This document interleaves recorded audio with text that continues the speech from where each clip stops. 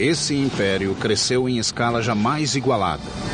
Misterioso, violento ao extremo e incrivelmente inventivo. O único império que sobreviveu 4 milênios. China. Os imperadores mobilizavam exércitos de camponeses para executar obras de engenharia sem paralelo em nossa história. A tumba dourada com rios de mercúrio.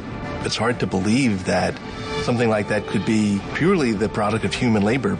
O mais longo canal do mundo e a frota naval mais potente que jamais existira. Mas nada se comparava ao monumento que mudaria a face da Terra, a Grande Muralha da China. This is the biggest project management in history. Entretanto, dinastia após dinastia, consumidas pela vaidade e cobiça, eram depostas pelo povo revoltado. E a opressão virava a destruição.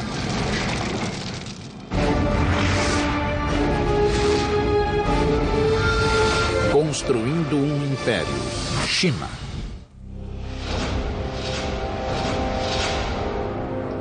At the dawn of civilization, the Chinese were there, and they are still here. Hello, I'm Peter Weller. When the Egyptians were building their pyramids, the Chinese already had sumptuous palaces for their kings. When Rome was planning its soaring aqueduct that would bathe its citizens and quench their thirst, the Chinese were redirecting an entire river by blowing up a mountain before gunpowder and building a dam that would irrigate thousands and thousands of acres of land and launch a population explosion the world had never seen.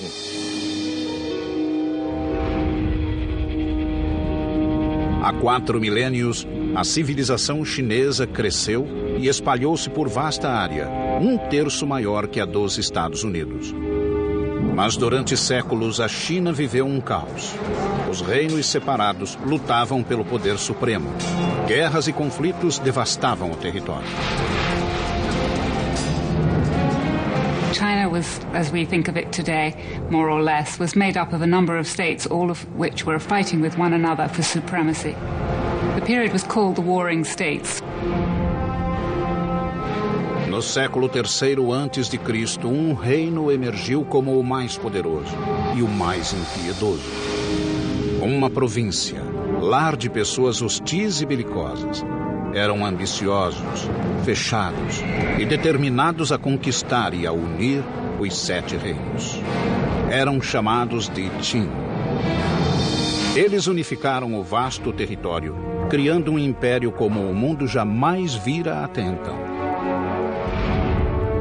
O reino Qin prosperou em uma região fértil e plana, com acesso a rotas comerciais, como a famosa Rota da Seda, que o ligava aos mais longínquos recantos do mundo. Com o tempo, os Qin desenvolveram 2 vantagens militares sobre os rivais. Aprendendo de nômades e bárbaros, eles se aperfeiçoaram na equitação. Ao mesmo tempo, criaram nova estratégia de guerra. Até então, as batalhas eram disputadas por pequenos grupos de nobres em carruagens. Mas a recente descoberta do metal forjado levou à produção em massa de armas e ao surgimento de um novo tipo de guerreiro, o infante, o soldado a pé. It was a time when the use of iron became much more widespread. So just at the same time as infantry armies, which tended to be much larger, came in, so it was possible to make more weapons. Com essa novidade tática, o povo Qin lançou uma ofensiva para conquistar a China toda. À medida que os rivais caíam, os Qin encararam um novo desafio. Como conseguir alimentação suficiente para esse enorme exército? A responsabilidade recaiu sobre um único homem. Seu nome era Li Bin, oficial do exército Qin e um dos maiores engenheiros de todos os tempos.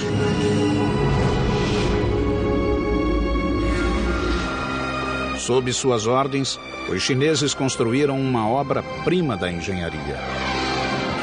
Havia séculos que o rio Min atormentava o povo chinês, provocando secas de inverno e inundações de verão. Agora, Li Bin estava resolvido a domar as águas revoltas. O plano era construir uma barragem que criasse um novo curso de água. Um canal que controlasse as inundações e fornecesse água suficiente para a necessária produção de alimentos. Mas havia um enorme obstáculo: o Monte Qinshen, que barrava o caminho de seu canal. Não havia como mover o monte. A solução foi abrir um caminho através dele para o novo canal. Como era muito antes da invenção da pólvora, seriam necessárias décadas para abrir caminho através da montanha, só com o auxílio de martelos e cunhas.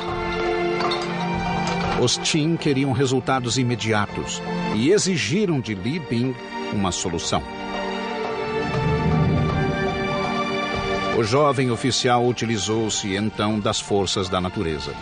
Primeiro, mandou esquentar a rocha com fogueiras estrategicamente dispostas e, em seguida, jogou água fria. A rocha se fragmentava, facilitando em muito o trabalho da abertura. 8 anos depois, Li Bin conseguiu abrir um caminho através da montanha. Agora, teria de construir a enorme barragem que desviaria as águas do rio Min para o canal aberto. Milhares de trabalhadores foram convocados, os quais ergueram a barragem apenas com pás e muito músculo. O engenhoso Li Bin projetou uma barragem que podia regular a força das águas de acordo com a estação. No verão, mais água seria desviada para o canal para prevenir inundações nas margens. No inverno, maior quantidade de água ficaria no rio, a fim de evitar a seca. Com a irrigação de vasta faixa de terra do território Qin, a região atraiu uma multidão de agricultores. Os militares tinham uma nova base para lançar ataques ao território inimigo. O Estado Qin começava a galgar os degraus do poder. And he used the wealth created by agriculture and the power created by the military to unite all of China. Em 247 a.C., essa tarefa ficou com o novo imperador Qin, um menino de 13 anos chamado Yingzheng. Ele assumira o trono tendo a mãe como regente viúva.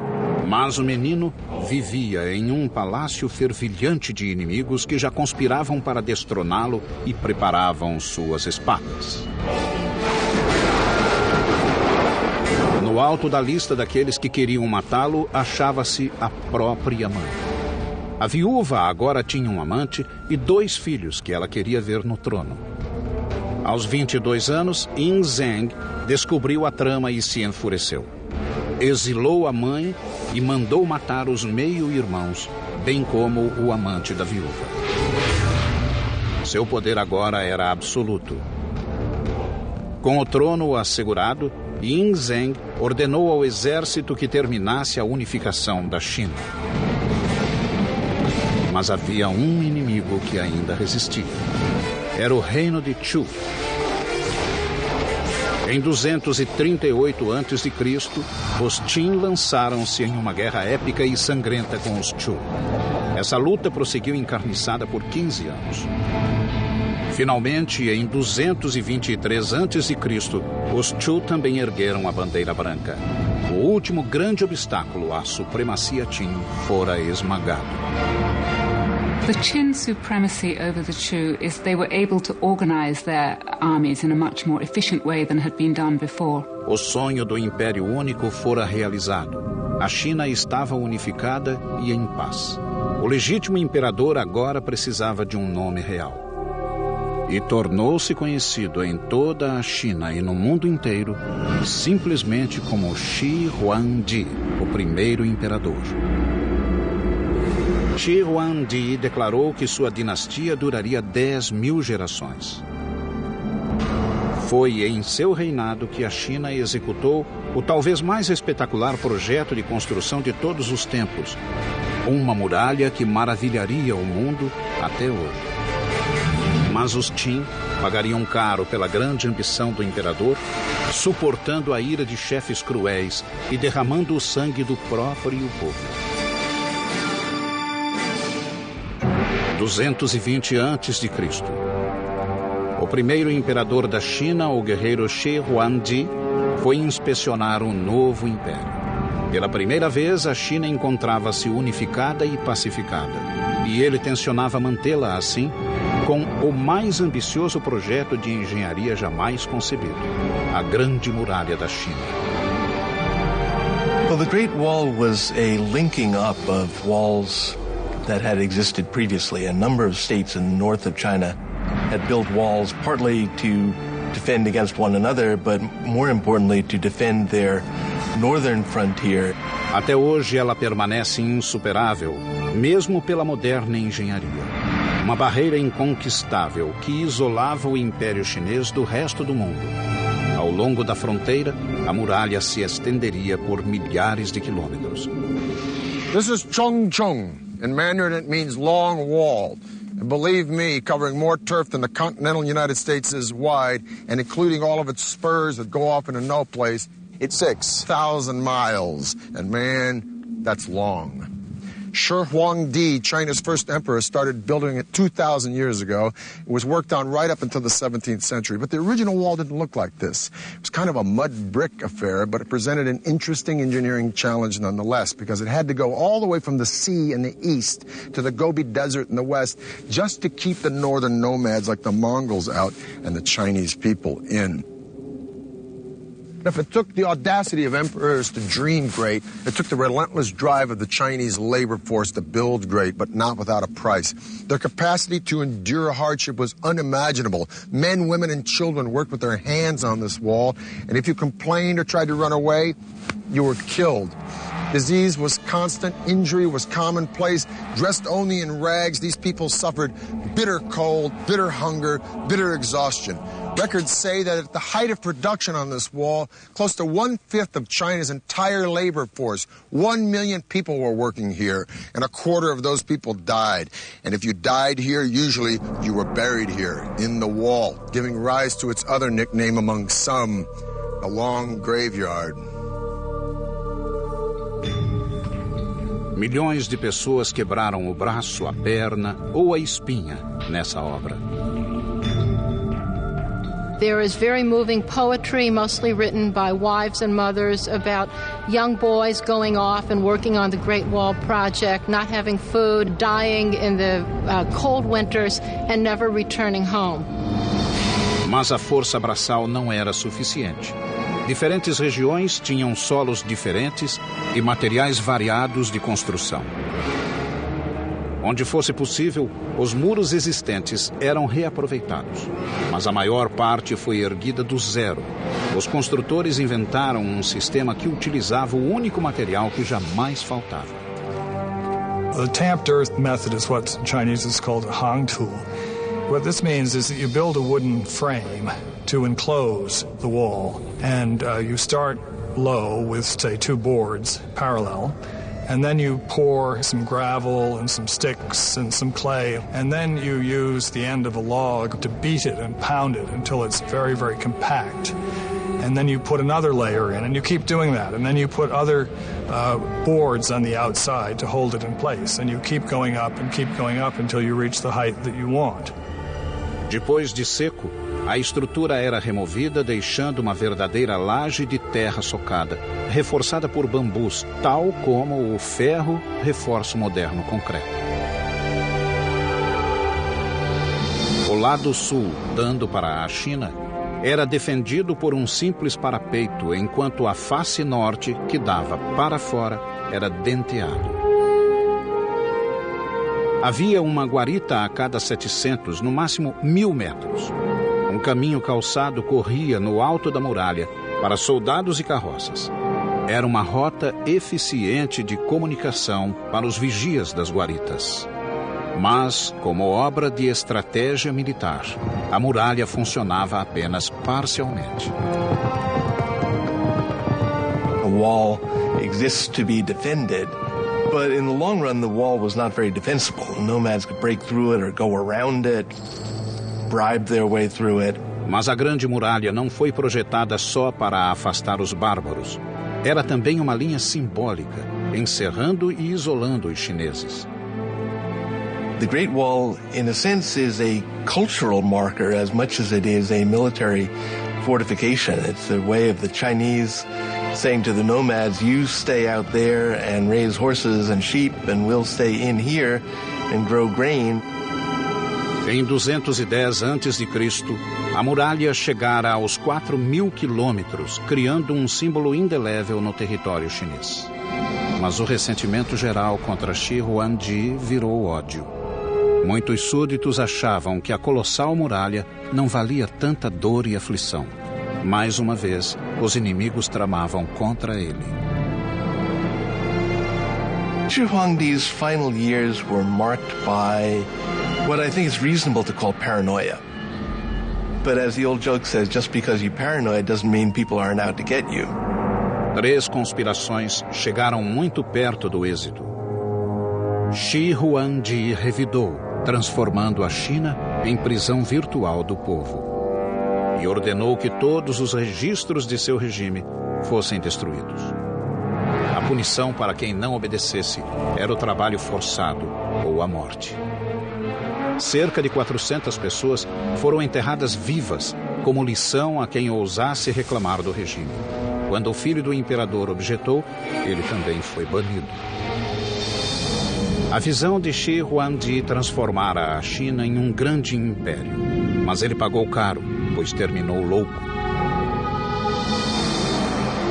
Antes, ele voltou às suas obsessões e ordenou que acabassem outro grande monumento que já havia sido iniciado. Um monumento a si mesmo e à morte. Em 220 a.C., o imperador Qin, Shi Huangdi, tinha unificado a China pela primeira vez. Ao norte, milhões labutavam e morriam, assentando as fundações do grande triunfo chinês de engenharia. A Grande Muralha, que alcançava 4.000 quilômetros. Mas o imperador não estava satisfeito. Enquanto guerreava com reinos vizinhos e com os próprios demônios, ele convocou quase 700.000 homens da periferia da capital, na China Central, para construir o mais ambicioso de todos os seus projetos. Um mausoléu que ele próprio começara a planejar desde os 13 anos. This was a monumental project that required the labor of thousands and thousands of people over a very long time. It was, by design, the biggest and best tomb that China had ever known. Em 1974, alguns camponeses, ao cavar um poço, desenterraram um antigo guerreiro chinês. A misteriosa cabeça de terracota foi o portal de uma das maiores descobertas arqueológicas de toda a nossa história.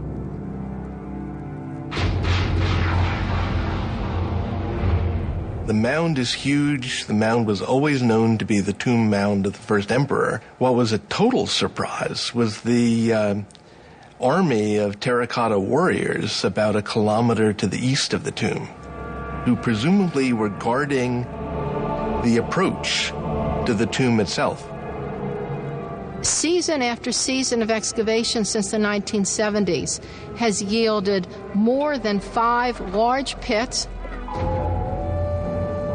The individualized faces and drapery and armor suggest that each one of these warriors was molded from the life from an individual separate human being. The precision and detail in the sculpting, the firing of the clay are unmatched today. These warriors are a colossal achievement, and some believe the greatest archaeological find of the 20th century.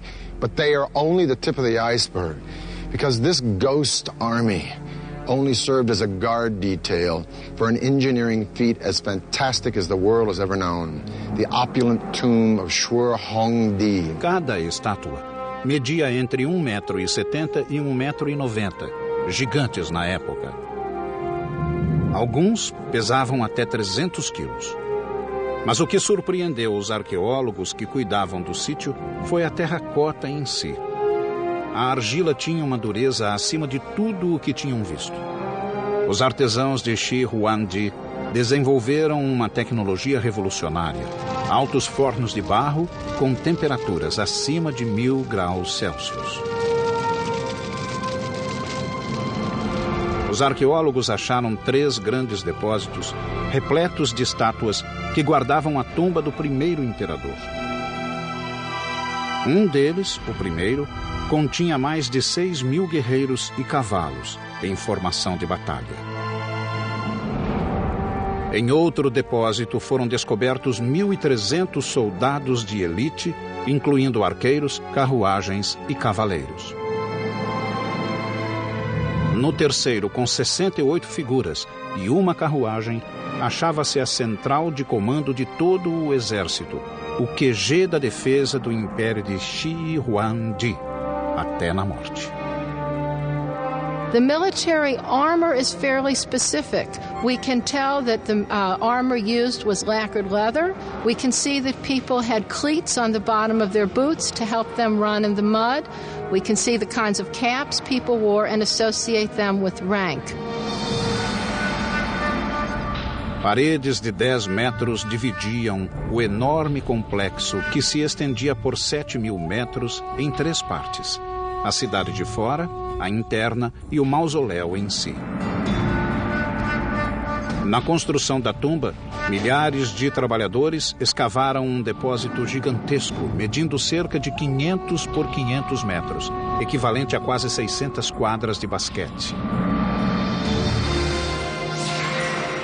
Quando o grande complexo ficou pronto, foi soterrado por uma montanha de terra de 120 metros de altura.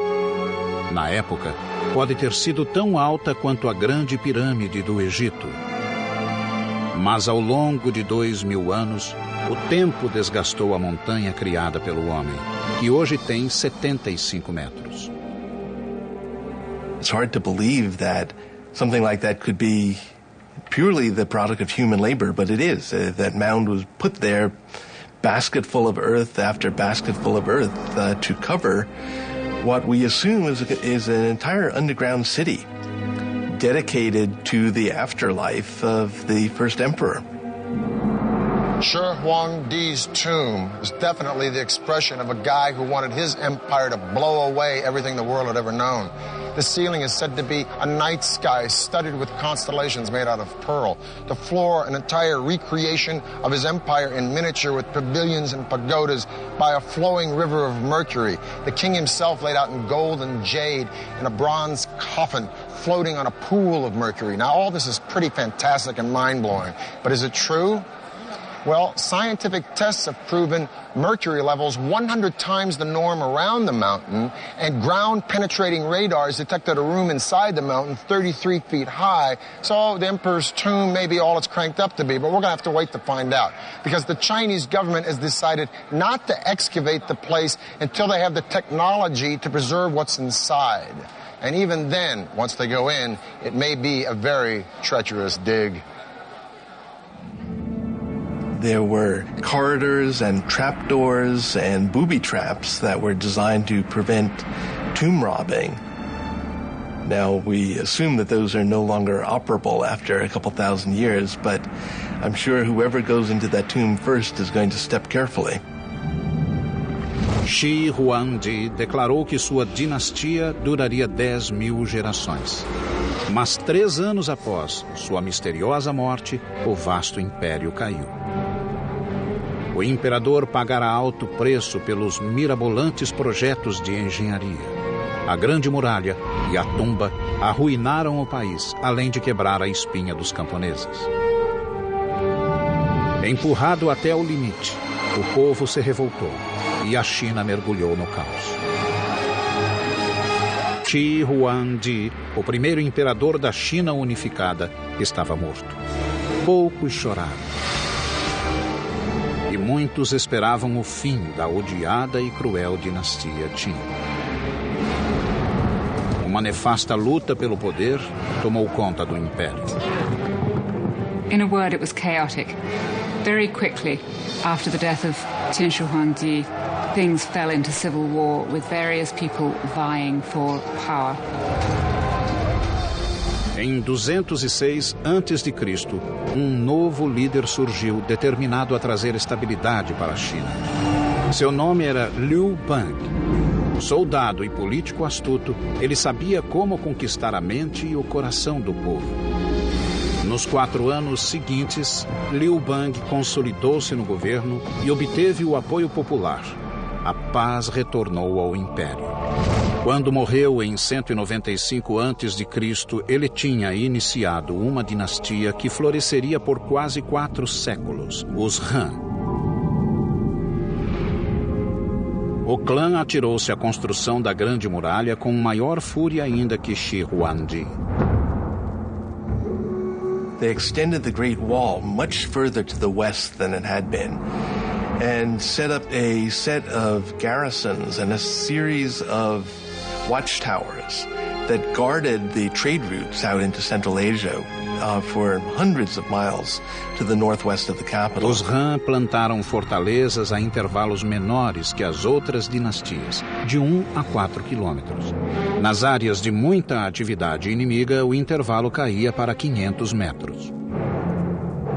Os soldados Han tinham 3 grandes missões na muralha: defendê-la de invasões, enviar espiões às linhas inimigas e obter informações, e manter as fogueiras das torres sempre acesas e abastecidas de lenha. Han Dynasty signal towers incorporated several sorts of alarms. Flags and smoke were only used in the daytime. Torches were only used at night. Bigger bonfires and drums were used at any time, and complex codes were devised for these signals. And just like today, modern codes, they were all classified as top secret and unknown to the public. From around 200 BC to 200 AD, just about the time that Rome was dissolving as a republic, only to be reborn as an empire that would gobble up and transform the Western world, China was an empire that was consuming and transforming the East. During the Han Dynasty, the population of China grew to 50 million people. The empire went as far south as Vietnam, as far west as Afghanistan. It was massive. But after 400 years, just like Rome, internal disintegration started to overshadow military success, and in 184 AD, a peasant rebellion brought the Han Dynasty to a screeching halt. And once again, China was on the verge of chaos. Durante 3 séculos, guerras, traições e assassinatos imperaram na China. Mas surgiu novamente um pulso firme que deu fim a essa época de trevas. No século VI, um povo do norte, os Sui, declarou guerra ao caos e começou a conquistar o império região por região. A China foi de novo unificada e, pela primeira vez, desde a queda da dinastia Han, 3 séculos antes. Yang Di, o imperador, ergueu o Império Sui sobre as bases das dinastias anteriores de quase 1000 anos. Diferente dos antecessores que se concentraram em fortificar a China contra o mundo de fora, Yang Di voltou-se para dentro e reforçou as fronteiras internas. A China era vasta e seus rios constituíam um eficiente meio de transporte a grandes distâncias. 2 grandes rios atravessavam o país de leste a oeste, o Yangtze no sul e o Amarelo no norte. Mais de 1000 quilômetros separavam os dois. A China era uma casa dividida. Yang Di decidiu agir e imaginou ligar a China do norte com a do sul com uma artéria central gigantesca, um grande canal. Seria uma estrada de água para mercadores, soldados e cidadãos. Very common to China in terms of constructing any large infrastructure project. They would look at existing waterways and try to find area where they could connect and link the entire canal. They want to take advantage of the natural geography. Esse gigantesco projeto de construção exigiria mais de 1 milhão de homens trabalhando nas escavações. As condições de vida e trabalho eram péssimas, cruéis e primitivas. Milhares morreram de fome, fadiga e doenças. Alguns eram surrados até a morte pelos supervisores.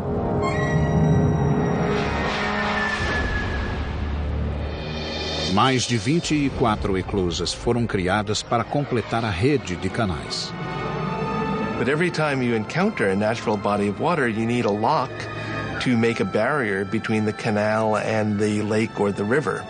When you go up any significant grade, you have to have locks to raise the water and the boats with it to get over any rise in the terrain. 5 milhões de trabalhadores levaram mais de 6 anos para construir o Grande Canal. When it was built, it stretched 1,200 miles, and it was the longest and most ambitious canal project that had ever been enacted on the Earth up to that time. Ligando o Rio Amarelo com o Yangtze, o Grande Canal podia transportar bens por até 70 quilômetros em um dia. Ao longo do canal, as cidades prosperaram com o comércio de seda, porcelana e algodão. Mercadores e artesãos enviavam seus artigos a todos os cantos do país.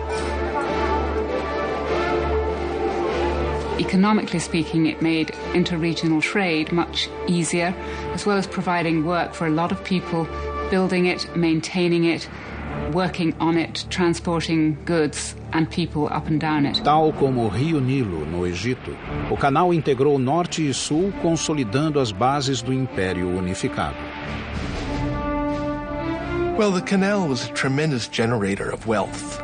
There was opportunity for poets to travel, for painters to wander and begin painting landscapes. So it really was an engine of cultural development, not just along its own route, but with influence far beyond its own confines. Com a obra monumental concluída, Yuan Di decidiu que era hora de aproveitar seu belo canal. Foi um espetáculo patético. A corte de 1000 nobres viajava em um luxo que beirava a obscenidade. Well, the emperor had beautifully appointed luxurious imperial barges that could take him down the Grand Canal. So he would spend as much as half of every year enjoying himself in the sunny south. O imperador chegou ao requinte de exigir pratos exóticos e tributos exorbitantes de cada cidade por onde passava. Quando os restos dos lautos banquetes eram jogados na água, os infelizes que haviam construído o canal observavam o desperdício em desespero. Novamente, o imperador chinês subestimara o poder do povo. Os cruzeiros de luxo e consumismo alimentaram um profundo ódio contra o regime decadente. Em 618 d.C., o povo se revoltou e uma série de levantes assolou o país. Outra vez o caos engoliu a China e logo alcançou o próprio palácio.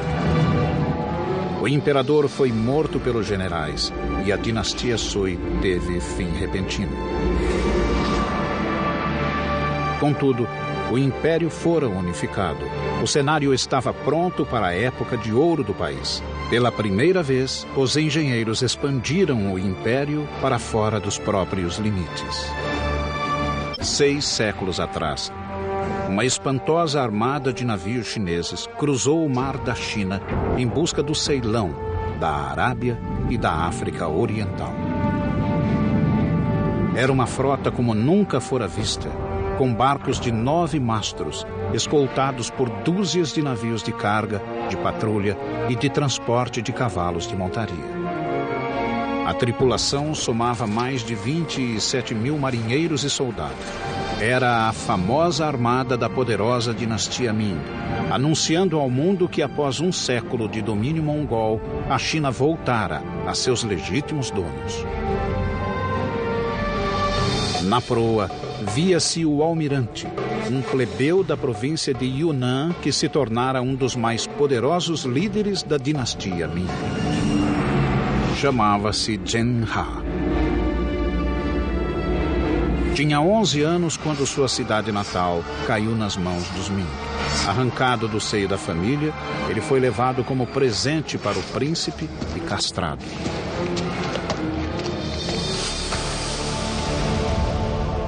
Eunuchs appear often in Chinese history, and the reason that they gained power was because they had much greater access to the emperor and to imperial women because they didn't pose a threat. Zhen He logo se destacou entre os demais e tornou-se atendente do próprio imperador. Juntos eles fizeram um plano de conquista dos mares. Zhen He foi nomeado comandante de uma frota extraordinária. Tratava-se de um desafio que nenhuma dinastia chinesa havia tentado. He was somebody who definitely wanted to create a personal stamp on the world. Zhen He encomendou 337 navios e adaptou 188 cargueiros de fundo chato para a água salgada. Just to get the building materials together, get the craftsmen, get the designers and all the rest, and then, say, put together a fleet of 300 ships is remarkable. I mean, the British fleet in the time of Napoleon, it had an upper limit of about 100 ships of the line, men of war. Exército de 30.000 carpinteiros, veleiros e artesãos trabalhava e morava nos estaleiros, cuidando noite e dia da magnífica frota de Zhen. No centro do enorme arsenal, 7 docas secas achavam-se separadas do Yangtze por represas de 8 metros de altura. Uma vez prontos os navios, as represas eram abertas, inundando as docas secas. A nau capitânia era espetacular, contando com 9 mastros e medindo 135 metros, quase uma vez e meia o comprimento de um campo de futebol. Foi o maior navio de madeira já construído. Projetado para ser estável, tinha fundo chato, recheado de pedras e uma inovadora madre do leme que podia ser erguida para reduzir o calado em águas rasas. Compartimentos isolados e estanques, inspirados na forma dos gomos de bambu, continham água potável e alimentos, além de manter o barco flutuando, mesmo com brechas no casco. O segundo deck era o alojamento da tripulação.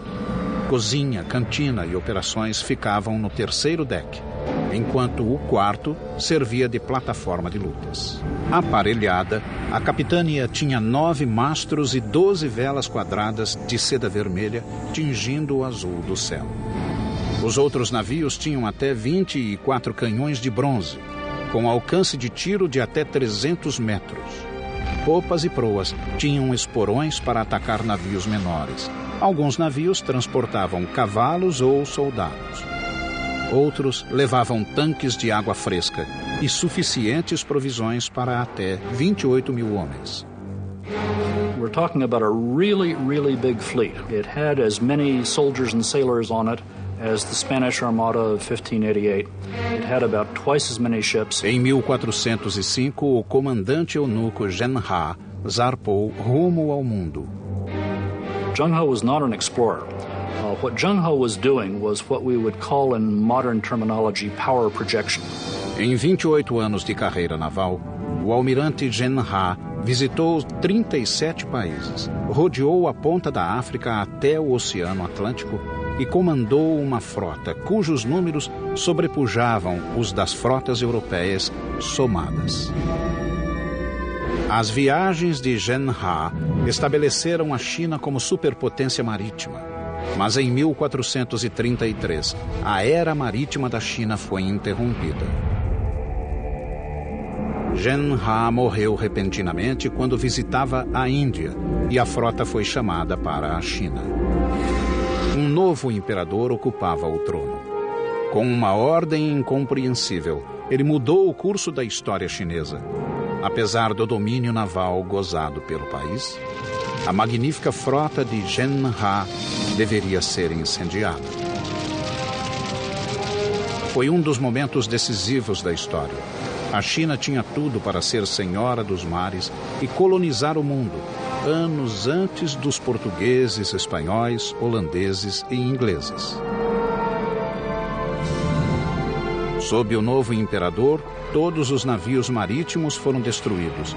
Até os portulanos de Zhen He foram queimados. A era marítima da China terminara Todas as portas agora se fechavam. Os navios se foram e a promessa de poder internacional e conquistas estava morta. O motivo da decisão do imperador permanece um mistério até hoje. 1449, 16 anos depois que o império se isolou de novo, o velho inimigo da China retornou. Os mongóis lançaram um ataque maciço. Tal como as dinastias anteriores, os Ming refugiaram-se na muralha para se proteger. O resultado seria um feito monumental, talvez o mais espetacular do império: a restauração da Grande Muralha, que se transformou na colossal estrutura que conhecemos hoje.